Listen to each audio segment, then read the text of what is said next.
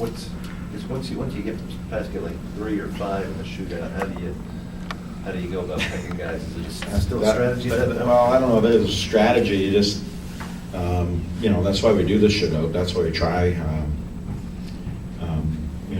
to work on it. And you just go who's been, guys have been pretty consistent at it, And obviously with Brizgala, very active stick, we knew that. And just couldn't get one by him. I mean, it goes 11 deep, just, it is what it is. It was a very tight checking game by both sides, and wasn't a lot of chances, and you had to fight for those inches. And Phoenix has been on a really good roll. They've got a deep team. They had a very veteran team, especially on the back end, and Brizgala's been really good. So, I mean, when it came down to the shootout, it wouldn't surprise me if we went even deeper, because both goalies were playing very well. And the positive is, we made some ground on someone tonight in the West, and you have to get points every night, and that's unfortunately we didn't get the 2. We were hoping to make some ground on Phoenix here, but they've been rolling pretty well. They've been playing well defensively, and there wasn't much room out there tonight. When you lose a defenseman in the first minute of the game like that, how difficult is that, or what's the process of rotating your? Well, just you got to, we have to. One of the things that you have to rely on is your forwards can do a lot of work for you, and they did a good job, and they stayed disciplined. The last thing you want is to take some penalties and create that kind of pressure on your back end, and you just rotate 5 and put them in situations, and they all logged lots of minutes tonight. So. When you pick Weber there, were you trying to think, here's a guy who might be able to get it up high? Yeah, Brizgalov had as we said, the active stick, and I was in communication upstairs with Mitch Korn, and he studies the goaltenders pretty well, and we weren't having any success deking because he has that real active stick, so we were looking for people that could shoot it. So then we got down to 11 and put Webbs in that spot, and hoping we could blow one by him. So at what point did you kind of sense this might be one goal would do a game? When did I sense that? I sensed that before the game. Did you really? Yeah. We talked a lot about the shootout. I said, tonight's going to be a shootout. And it was actually the longest in team history, I believe.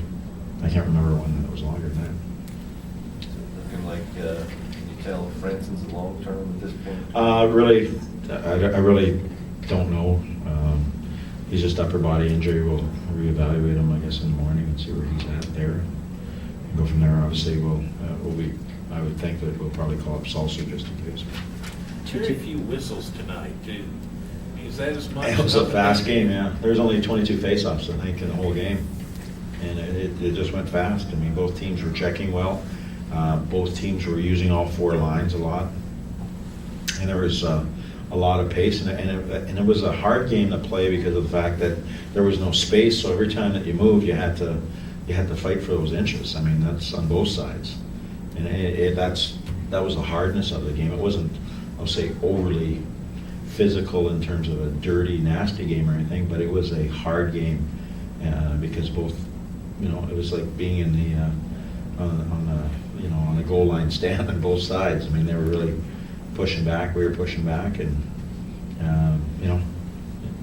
we knew it was going to be one puck that was going to be the difference. With so few whistles and 5, does that make it harder with 5 defensemen to get your? A little bit, yeah, because they don't get that recovery time sometimes, but at the same time, you're in the game. I mean, they're in the game, and they have to play smart, and they have to manage the puck. And a couple times we got caught, and there was one shift in the second period. We got caught out there, and we just couldn't get the puck deep a couple times, and we didn't. So a couple times the DE got caught out there, and also centerman got caught out there for quite a while. Tutu's had a few games under his belt now. Is he progressing back to where you want him? Slowly, yeah. I mean, I thought Toots' first couple of games there wasn't much happening. He's slowly getting back there, and same with Marcel came back pretty well. So those are we're going to need everybody. It's going to be every night. It's going to be a tough game. There's so much at stake.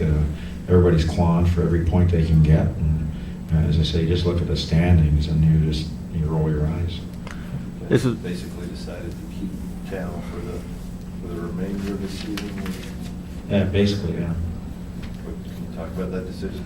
Well, I just think that, Cal has played a lot, up and down, up and down. I just think he's earned the right through experience, and I think he's playing with more pace than he has in the past, and have a better comfort level with him. So I know that we're going to need, 4 lines to get the job done, get in the playoffs. This is the first game since really early in the year that you really had the whole lineup out there. It's been a while, yeah. It's been quite a while. We've used so many bodies this year. That's, and then we got guys that are still trying to come back, like Gotch and Tutu and even Wardo. So I think it's your due depth is really going to get tested here in the next, especially after the Olympic break. It's going to be absolute war every night. Thank you.